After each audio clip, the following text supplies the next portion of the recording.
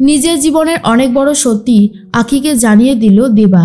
সম্পূর্ণ জানতে দেখতে থাকো। গল্পের শুরুতেই দেখা যায় মনে মনে একটা কথাই ভাবতে থাকে ঝিলিক, যেভাবেই হোক এই বাড়ি থেকে সে বেরোবে, এখানে সে এইভাবে থাকবে না।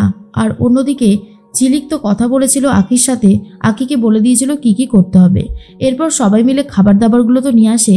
আর এর মধ্যেই আখিকে দেখে সবাই চমকে যায়, কারণ সবাই তো আখিকে ঝিলিক ভাবছে। এরপর সবাই ভাবে ঝিলিক এত তাড়াতাড়ি আবার নিজের এই লুকে ফেরত আসলো কি করে, তাও আবার এখানে পৌঁছে গেছে, আমাদেরও আগে চলে আসলো, ব্যাপারটা কেমন যেন লাগছে। তখনই ভুলোদা বলে, বলছি তুমি এত তাড়াতাড়ি এখানে চলে এলে? এরপর ঝিলিক মানে আখি বলে, হ্যাঁ না আসার কি হয়েছে, বাইকটা করেই তো এলাম। পল্টু তখন বলে, যাক ভালো করেছিস, আমি তাহলে খাবার দাবারগুলো সবাইকে দিয়ে দিই বল। তখনই আখি বলে, আমি এক কাজ করি, কয়েকটা টেবিল চেয়ার নিয়ে আসি, না হলে বসে তো খেতে পারবে না। এরপর সবাই আখিকে দেখে একটু সন্দেহই করছিল, কারণ এত তাড়াতাড়ি আখি এখানে কি করে আসলো সেটাই বোঝার চেষ্টা করছিল এই আর কি। তার মধ্যেই ঝিলিককে দুধ দেওয়া হয়েছে 1 গ্লাস, আর বলা হয় যে এই দুধটা হাফ তুই খাবি আর হাফ খাবে হচ্ছে গৌরব। এর মধ্যেই মনে মনে একটা কথাই ভাবছিল ঝিলিক, আমার বর কি করে, এটা যদি সবাই জিজ্ঞেস করে তাহলে আমি কি বলবো। আর সেই জন্য এদিক ওদিক দেখছিল গৌরব কি করে সেটার বিষয়ে। কম্পিউটার চালানোর চেষ্টা করছিল, কিন্তু সেখানে পাসওয়ার্ড লাগবে, তাই কিছুতেই আর অন করতে পারলো না। এরপর একটা মার্কার দিয়ে গ্লাসের অর্ধেকে দাগ দিয়ে রেখেছে, অর্ধেকটা খাবে ঝিলিক আর অর্ধেকটা খাবে গৌরব। এরপর গৌরব এসে বলে, কি ব্যাপার কেয়া, তুমি কি করেছো, এই সমস্ত জিনিস ধরেছো কেন? ঝিলিক তখন বলে, আরে বাবা আপনি এত রেগে যাচ্ছেন কেন, আমি কি এই জিনিসগুলো ধরে নিয়ে চলে যাচ্ছি কোথাও নাকি? শুনুন, এই 1 গ্লাসের হাফ গ্লাস দুধ আপনি খাবেন আর হাফ গ্লাস আমি খাবো। তখনই গৌরব বলে, অসম্ভব, আমি এসব কিচ্ছু খাবো না, আমাকে তুমি জোর করবে না একদম। এর মধ্যেই ঝিলিক বলে, আরে জোর করার কি আছে, নিয়মটা তো পালন করতে হবে নাকি, সেই জন্যই কথাটা বললাম। এবারে আপনি নিয়ম পালন করবেন কি করবেন না সেটা সম্পূর্ণ আপনার ব্যাপার, আমাকে এ সমস্ত কিছু বলে কোনো লাভ হবে না। তার মধ্যেই মনে মনে একটা কথাই ভাবছিল গৌরব, যা হচ্ছে সেটা কোনোভাবেই ভালো হচ্ছে না, এইভাবে কিছুতেই আমি আর এই মেয়েটাকে সহ্য করতে পারছি না, সমস্ত সীমা একেবারে পেরিয়ে যাচ্ছে। ঝিলিক তো অনেক কথা বলতে থাকে, আর তখন গৌরবের ভালো লাগে না। গৌরব তখন বলে, যান সোফাতে গিয়ে শুয়ে পড়ুন ম্যাডাম, এখানে আমি শোবো। কিন্তু ঝিলিক বলে, না না না না, ওটা হবে না, আমি এই খাটে শোবো আর আপনি শোবেন সোফায়। এই বলে দুজনের মধ্যে ঝামেলা শুরু হয়ে যায়। ঝিলিক তখন খাটের এক সাইডে শুয়ে পড়ায়, গৌরব বালিশটা নিয়ে সোফায় চলে যায় আর লাইট অফ করতে বারণ করে। ঝিলিক তখন বলে, লাইট অফ না করলে আমার ঘুম আসবে না। আর গৌরব তখন বলে, লাইট অফ হবে না, লাইট অফ করলে আমার ঘুম আসে না। এই নিয়ে দুজনের মধ্যে ঝামেলা চলতে থাকে। একবার লাইট অফ করছে ঝিলিক, লাইট অন করে দিচ্ছে গৌরব, লাইট অন করলে আবারও অফ করে দিচ্ছে ঝিলিক। এই নিয়ে খুনসুটি চলতে থাকে।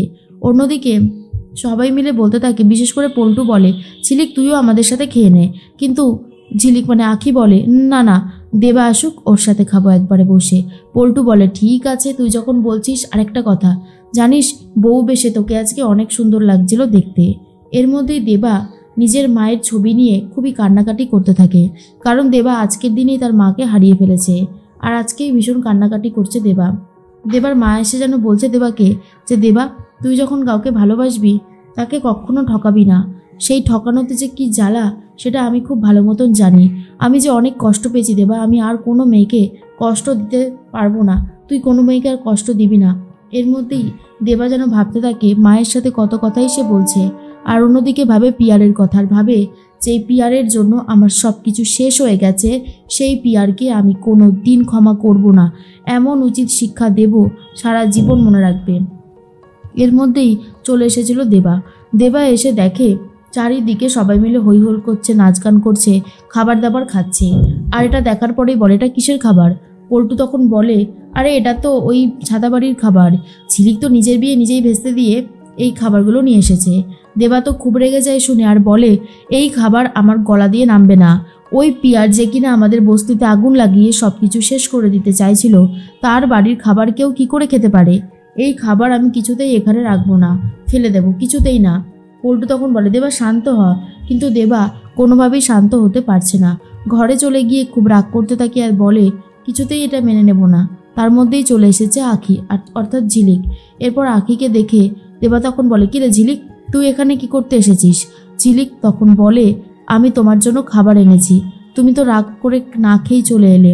আমি এই খাবারটা নিয়ে এসেছি তোমার জন্য, নিজের হাতে রান্না করে এনেছি। এই খাবারটা ছাতাবাড়ির খাবার নয়। এবার আর আপত্তি নেই তো?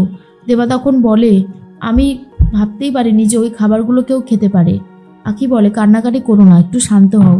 আমি না মানুষের এই রাগকে সব থেকে বেশি ভয় পাই। দেবা তখন বলে, তুই শুধু আমার রাগটাই দেখলি? আমি যে কত মান অভিমান করে বসে আছি, কই সেটা তো দেখলি না? এরপর আখি বলে, আর মান অভিমান করে থাকতে হবে না, নাও এবার খেয়ে নাও দেখি। এরপরেই আখি নিজের হাতে খাইয়ে দিচ্ছে দেবাকে। দেবা তো খাওয়ার পর অনেক খুশি হয়ে যায় আর বলে, ঠিক আছে ঠিক আছে, আর লাগবে না। সব থেকে বড় ব্যাপার হচ্ছে যে তুই বুঝতে পেরেছিস, এটাই আমার কাছে অনেক বড় কিছু। এর মধ্যেই দেবা বলে, শোন না ঝিলিক, তোকে আমি একটা কথা বলবো বলে ঠিক করেছি, আমার জীবনের সব থেকে বড় কথা, যেটা আমি তোকে জানাতে চাই। তার মধ্যেই ঝিলিক তো রয়েছে হচ্ছে গৌরবের কাছে। এরপর গৌরব বলে, আমি তোমার সাথে কোনো দিনও অ্যাডজাস্ট করব না, আর কোনো দিনও আমাদের মধ্যে স্বামী স্ত্রীর সম্পর্ক গড়ে উঠবে না, সেটা সম্ভবই নয়, কথাটা ভালো করে মাথায় রেখে দিও।